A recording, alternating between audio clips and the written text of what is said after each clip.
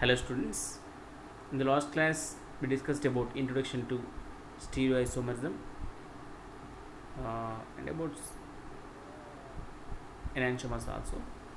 And today we will go, that means we will discuss about enantiomers, diastereomers and DL nomenclature. See, coming to stereochemistry, it is a branch of chemistry which deals with the three-dimensional arrangement of atoms and molecules. And coming to stereoisomerism, and first of all, coming to isomerism is classified into two types. One is constitutional isomerism or structural isomerism, and the second one is stereoisomerism. And stereoisomerism, coming to stereoisomerism, this isomerism arises due to the difference in the spatial arrangement of atoms or groups in the molecules. That means this isomerism arises due to the difference in the spatial arrangement of atoms. The bond connectivity is same, but the arrangement is different around the center atom. And coming to understand the stereoisomerism, we should learn some terms: chirality, chiral carbon, chiral molecule. We have to learn about this. Chirality means any object which is non-superimposable on its mirror image is said to be chiral. Any object, for example, best example is hand. See here, any object which is non-superimposable on its mirror image is said to be chiral. And coming to achiral, that means reverse to chiral, any object which is superimposable on its mirror image are said to be achiral, or mirror images that can be superimposed are achiral. For example, this chair which is superimposable on its mirror image, hence it's said to be achiral. And the next, chiral carbon atom. Chiral carbon atom, you know that carbon is having valency 4, that means carbon can be attached to 4 groups. If the four groups attached to carbon are different, then the carbon is said to be chiral carbon atom. That means the carbon should be attached to 4 different groups. The carbon should be attached to 4 different groups, then the carbon is said to be chiral carbon atom. And the chiral carbon atom is also said to be asymmetric carbon atom. That means chiral carbon atom means carbon atom that is bonded to 4 different groups. That means if a molecule is having one chiral carbon, generally the molecule is said to be chiral. Chiral molecule means it should be, that means it is non-superimposable on its mirror image. That is said to be chiral molecule. Okay, chiral carbon means carbon attached to 4 different groups. Examples for chiral centers. See, these examples already we have discussed. That means the carbon attached to 4 different groups. It is asymmetric carbon or chiral carbon, and the nitrogen attached to 4 different groups. It is also chiral center. Next, coming to enantiomers, we will discuss these enantiomers and diastereomers after this term optical active or optical activity. See, the property of a molecule to rotate the plane polarized light is said to be optical activity. Further, we have to learn about plane polarized light. Generally, an ordinary light, it vibrates in all directions. When this ordinary light is passed through a Nicol prism or any other polarizing medium, so that the outcoming light in that all vibrations are in one plane. That means this is called as plane polarized light. This is called as plane polarized light. Right. That means when this ordinary light is passed through a Nicol prism, it is converted into PPL. PPL means plain polarized light, and when this PPL is passed through a sample tube, then sometimes if the sample, that means sample tube consists of sample, if the sample, that means if PPL is, after passing through the sample, if the PPL is rotated, or if the sample rotates the PPL or plain polarized light, then the sample is said to be optical active. That means optical active means the capacity of rotating plane polarized light. If a molecule rotates the plane polarized light, it is said to be optically active. If a molecule fails to rotate the PPL, is said to be optically inactive. Actually, this is the construction of polarimeter. In polarimeter, what happens? Generally, the ordinary light is passed through Nicol prism. We get the PPL, and the sample tube, we place the sample, and this PPL is passed through the sample, and we observe the rotation. If the rotation is 0, that means the molecule fails to rotate the PPL, then the molecule is, we can conclude that the molecule is optically inactive. If the molecule rotates the PPL, then the molecule is said to be optically active. Again, in optically active molecules, again there are two types, depending upon the direction in which they rotate the PPL. Some molecules rotate the plane polarized light towards clockwise side, and some molecules they rotate the plane polarized light towards anti-clockwise side. And the molecules which rotate the plane polarized light towards clockwise side are called as dextrorotatory compound, and the molecules which rotate the plane polarized light are said to be levorotatory compounds. See here, dextrorotatory compounds means molecules they rotate the plane polarized light towards clockwise side, and they are indicated with small d or also with plus sign. And the molecules which rotate the plane polarized light towards anti-clockwise side, they are said to be levo or indicated with minus. Okay, small d, small l, dextrolevo. Again, don't get confused with capital D, capital L. Sometimes we write capital D, capital L. That is different. We will learn with that is DL nomenclature system. We will learn after this enantiomers and diastereomers topic. Then coming to optically active compounds, that means the molecule, means if the molecule is a chiral molecule, then and only the molecule is optically active.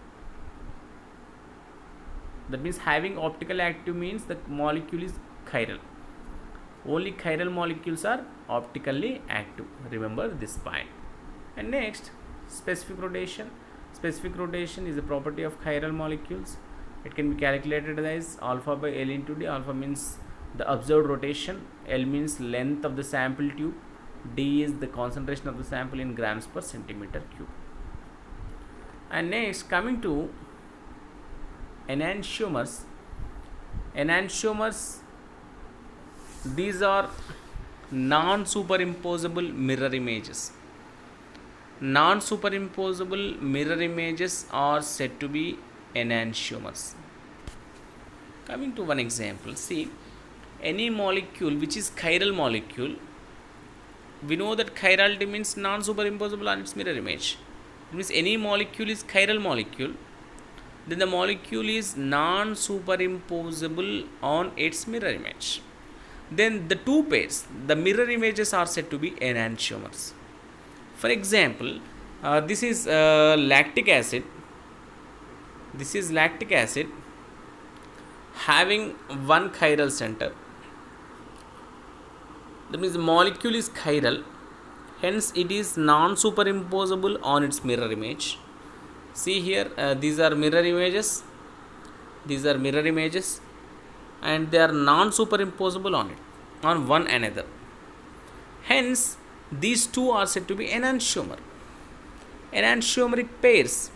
The pair, that is the two molecules, are said to be enantiomers because they are having mirror image relationship as well as they are non-superimposable on one another. Hence, these are said to be enantiomers. Let us see one more example. See here, this is the example for enantiomers. Next, one more example of that is tartaric acid. Tartaric acid, see here, it is having two chiral centers. It is having one chiral center, second chiral center, two chiral centers. And see here, this is also a chiral molecule.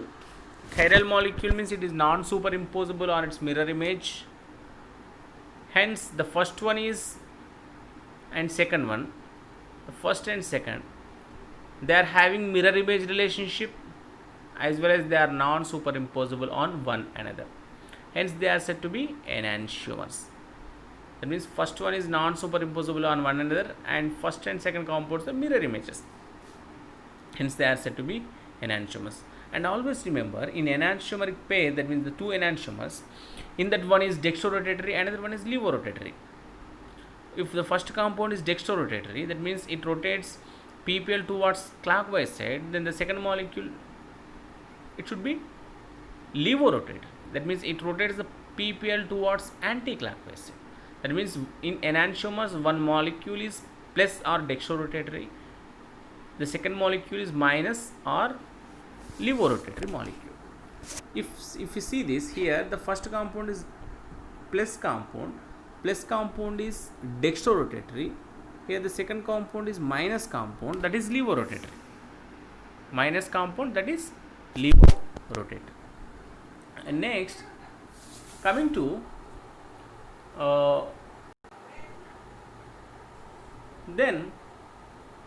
see here, this is about enantiomers of tartaric acid. Two enantiomers means non-superimposable mirror images are said to be enantiomers. And this is one more example, that is 2-bromobutane. It is also having one chiral center. That means the molecule is chiral, and the molecule chiral means it is non-superimposable on its mirror image, and the two mirror images are said to be enantiomers. In that, one is dextrorotatory, another one is levorotatory. That means one is dextrorotatory, another one is levorotatory. These are enantiomers having mirror image relationship, and they are non-superimposable on one another. And coming to the properties of enantiomers, see here, they have similar physical properties. Enantiomers they have similar physical properties, except their action towards plane polarized light. It means all the physical properties are similar for enantiomers, but except the action towards plane polarized light. That means we know that in enantiomers, one is dextrorotatory and another one is levorotatory. Dextrorotatory means it rotates the ppl towards clockwise side, and levorotatory means it rotates the ppl towards anti-clockwise side. And that is the difference. Remaining all physical properties are same. And next, coming to chemical properties, almost all the chemical properties are same. That means chemical properties are similar in achiral medium, but the chemical properties are different in chiral medium. That means they behave differently with optically active reagents, and they behave similarly with optically inactive reagents. This is about enantiomers. And next, coming to diastereomers. The next is diastereomers. See here, diastereomers or the stereoisomers that are not mirror images of one another and are non-superimposable on one another. That means they have no mirror image relationship and they have no superimposable relationship. That means they are not mirror images to one another, and they are non-superimposable on one another. That means non-superimposable, non-mirror images are said to be diastereomers. If you see the example, If you observe the example, let us try to understand what are diastereomers. See here, in the first one, this is triose molecules and erythrose molecules. Coming to the first pair, they are mirror image to each other and they are non-superimposable on one another. That's why they are enantiomers. And the second one also, they are mirror image to each other and they are non-superimposable on one another. Hence, the second pair also enantiomers. First is enantiomers pair, second is enantiomer pair. But if you observe, let us say this is first compound, this is second compound, this is third one, this is fourth one.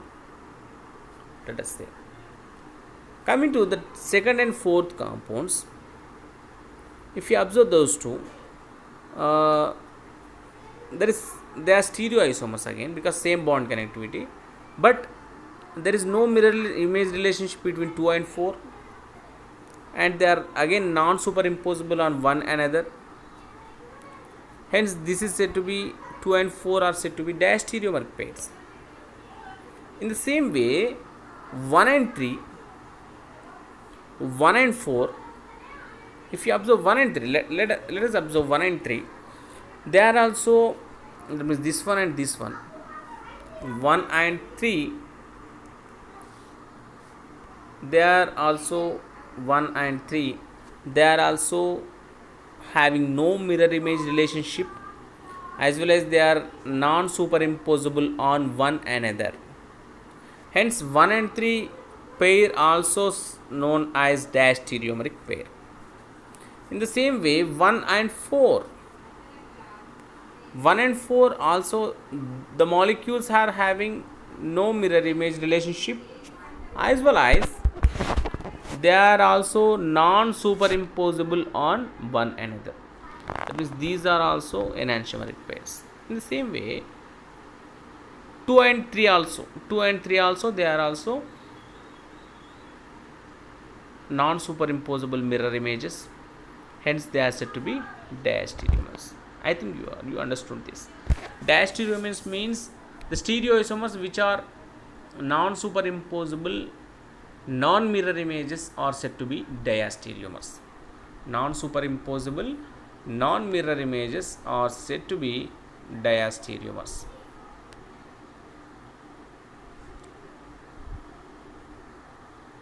Next, coming to the properties, unlike enantiomers, diastereomers have different physical properties and different chemical properties. Diastereomers have different physical properties as well as different chemical properties, and moreover they have different melting points and boiling points and different densities. Coming to enantiomers, these are similar, that means melting points, boiling points, densities almost are similar.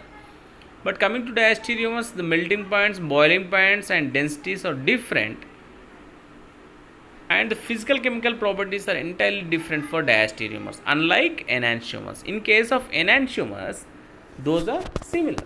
In diastereomers, they have different physical properties and different chemical properties. If you observe, let us see one more example for diastereomers. Let us see one more example for diastereomers. See, coming to tartaric acid, we know that tartaric acid is having two chiral centers. In the first one, see here, the first pair, that means the first and second compounds, they are having mirror image relationship, as well as they are non-superimposable on one another. They are having mirror image relationship and they are having non-superimposable on it. Yes, see here, yes, the first and second compounds are mirror image to each other, and they are non-superimposable on one another. Hence, the first and second pair is said to be enantiomers. And see here, the third and fourth compounds, they are same. They are that means they are mesotartaric acid. Mesotartaric acid means it is not a chiral molecule because it is having plane of symmetry. Because it is having plane of symmetry, it is not a chiral molecule. But coming to the first and second are enantiomers, and the third molecule is mesotartaric acid. But coming to the first and third, the relationship between first and third, see here, the relationship between first and third, they are having no mirror image relationship, as well as they are non-superimposable on one another. Hence, the first one and second one are said to be diastereomer pairs. In the same way, the second one and third one, the relationship between second molecule and third molecule, these two are again mirror images. They are having no mirror image relationship, as well as they are non-superimposable on one another. Hence, second and third also, they are said to be diastereomers. And observe here, diastereomers may or may not be optically active, because in this meso compound is optically inactive, though they are diastereomers, because the first one and third one, they are having no mirror image relationship, as well as they are non-superimposable on one another, but the meso compound is optically inactive. That means diastereomers may or may not optically active, because the first one, see here, the first one is optically active, first one and second one, this is optically inactive. Hence, the first and third are diastereomers, this is optically active, this is optically inactive. Hence, we can say that diastereomers may or may not be optically active, but in case of enantiomers, the two enantiomers are optically active. Enantiomers are optically active, diastereomers are optically, that means they may or may not optically active, remember this. And in enantiomers, the one is dextrorotatory, another one is levorotatory. This is about diastereomers. And next, coming to this is the summary of isomerism. Let us see. Isomerism means classified into two types, that is constitutional isomerism, another one is stereoisomerism. Again, in stereoisomerism, depending upon the mirror image relationship, if mirror image relationship is there, enantiomers. If no mirror image relationship is there, they are called as diastereomers.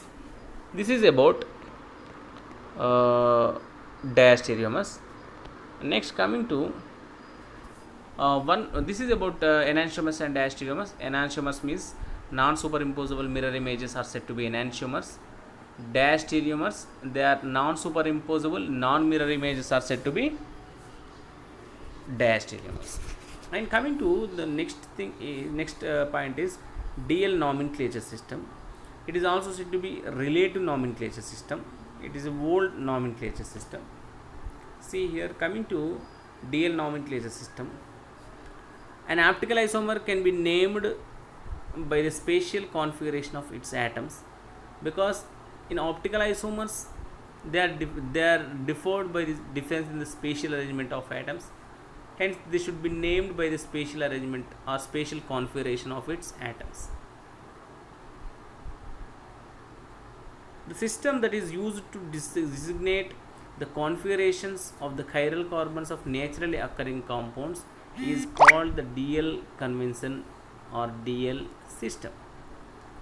Generally, this DL configuration, it is the older system. It is generally used for distinguishing the enantiomers of carbohydrates and amino acids. Next, see here, for explaining DL nomenclature system, the molecules should be written in Fischer projection. Fischer projection means, see here, as the stereochemistry deals it deals with the three-dimensional arrangement of the atoms around the molecules. As it is difficult to write the 3D image of the molecules on a paper or blackboard, hence some projections are used to write the 3D image on the paper in order to understand easily. For the generally 4 projections are there: Wedge, Fisher, Newman and Sauhers. These 4 projections are there, but in case of this DL nomenclature, the molecule should be written in Fisher projection. The Fisher projection, that is devised by Hermann Emil Fischer in 1891, is a 2-dimensional representation of the 3-dimensional organic molecules by projection.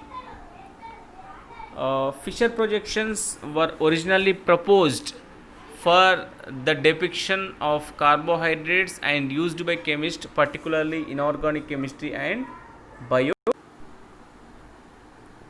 And next, see here, in Fisher projections, all bonds are depicted as horizontal and vertical lines. The carbon chain is depicted vertically, with carbon atoms represented by the center of the crossing lines. The orientation of the carbon chain is so that the C1 carbon is at the top. See here, like this. See here, like this. All bonds are depicted as horizontal and vertical line in this Fisher projection. That means they are written as vertical and horizontal lines. The carbon chain is generally depicted vertically, and moreover the top carbon, that means the first carbon, is at the top. For example, in aldoses, that means having aldehyde group, which should be at the top, because aldehyde group, it is taken as C1, hence it should be taken as at the top. In case of ketosis, the keto group is there, which should has the lowest possible number, generally as C2 in case of ketosis. And coming to rules for Fisher projection, see here, in Fisher projections already we discussed that the bonds are written in horizontal and vertical lines, and in Fisher projection all the horizontal bonds, they project towards the viewer, while the vertical bonds, they project away from the viewer.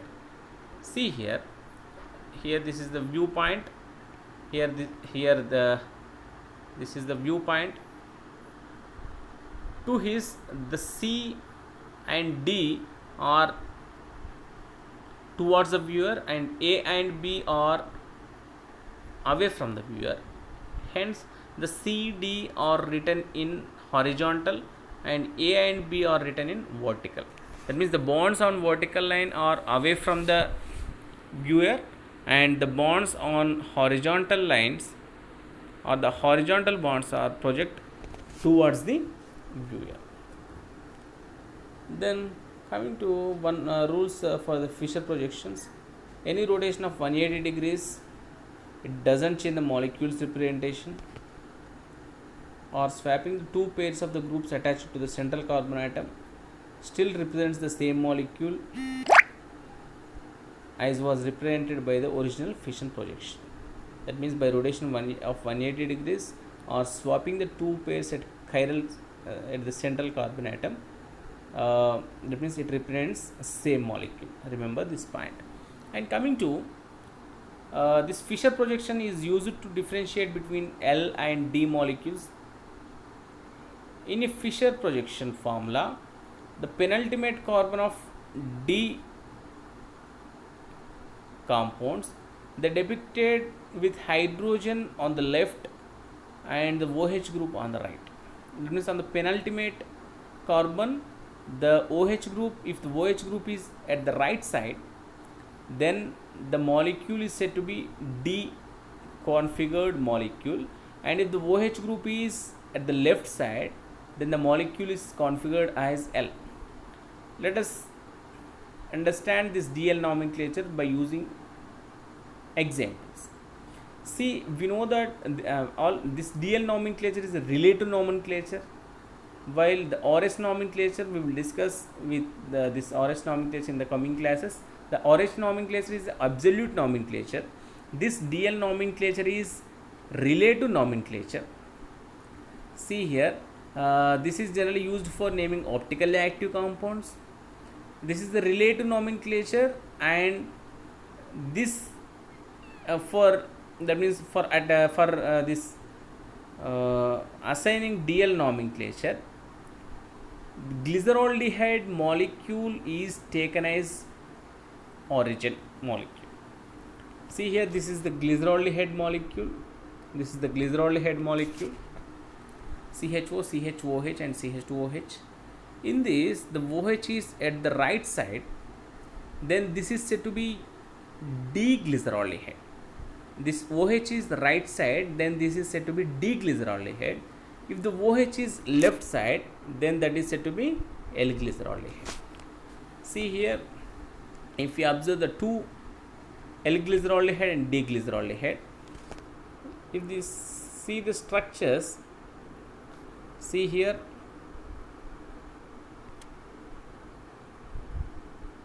yes, this is L-glyceraldehyde. If we view from here, the OH and H are towards the viewer and CHO, CH2OH are away from the viewer. Hence, OH, H are written on horizontal line and CHO, CH2OH are written in vertical line.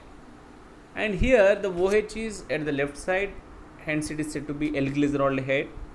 And in the other molecule, if we write in projection formula, the OH is at right side, hence it is said to be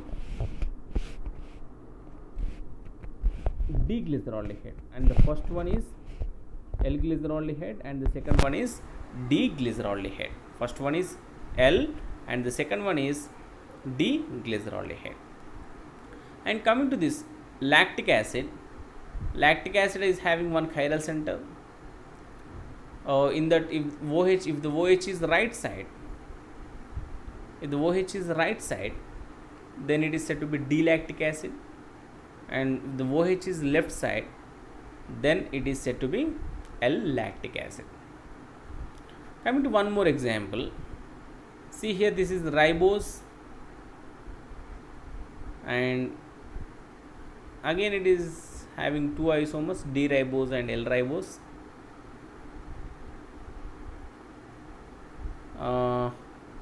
That means it is having more than one chiral centers. See here, this is having more than one chiral centers. In case if the molecule is having more than one chiral centers, then we should observe the bottommost chiral center, on which if the OH group is at right side, then the molecule is configured as D molecule, and if the OH group is at left side, then the molecule is called as or is configured as L molecule. And in the first molecule, the OH is at right side at the bottommost chiral carbon, hence it is D ribose, and in the second molecule the OH is at left side and the bottommost carbon atom, chiral carbon atom, hence it is configured as L ribose. If you see one more example, that is D-glucose and L-glucose. Again, the glucose molecule is having four chiral centers. Hence the bottommost chiral carbon, this is the bottommost chiral carbon, it should be taken into consideration. In this carbon, if the OH is at right side, hence it is D-glucose, and the OH is at left side, it is called as L-glucose, D-glucose and L-glucose. That means if the chiral carbons are more than one in a molecule, then the configuration at the bottommost chiral center should be taken, or the configuration at the highest numbered chiral carbon should be taken. And next, see here, if we observe one more example, this is about fructose, ketose, and it is also having three chiral centers, and if we observe, this is the bottommost chiral center. On this, OH is at right side, hence it is D-fructose. OH is left side, hence it is L-fructose. I think it is clear. This is about DL nomenclature, and this DL nomenclature generally it is applicable to carbohydrates as well as amino acids also. And in case of amino acids, same like this carbohydrates, but here in the place of OH we are having NH2 group. Having NH2 group. That means if the NH2 group is on right side, then it is said to be D-configured molecule, and if the NH2 group is on left side, then it is said to be L-configured molecule. Here in the first molecule, the NH2 is at left side on the chiral carbon, hence it is L-configured amino acid, and if NH2 group is the right side, it is called as D-amino acid. By this way, we can assign DL configuration to the optical isomers or optically active compounds. And next, see here, with this, I think you have understood about this DL nomenclature system. Today, we learned about enantiomers, diastereomers, and also DL nomenclature system. And coming to, I once again I explained briefly about the today's topic, that is enantiomers. Enantiomers means non-superimposable mirror images are said to be enantiomers.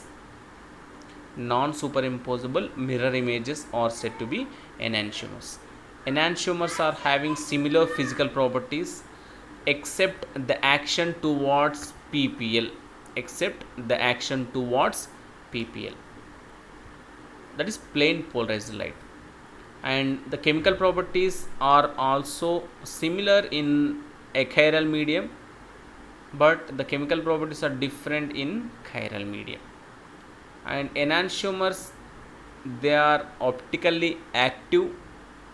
In enantiomers, one molecule is dextrorotatory, another molecule is levorotatory.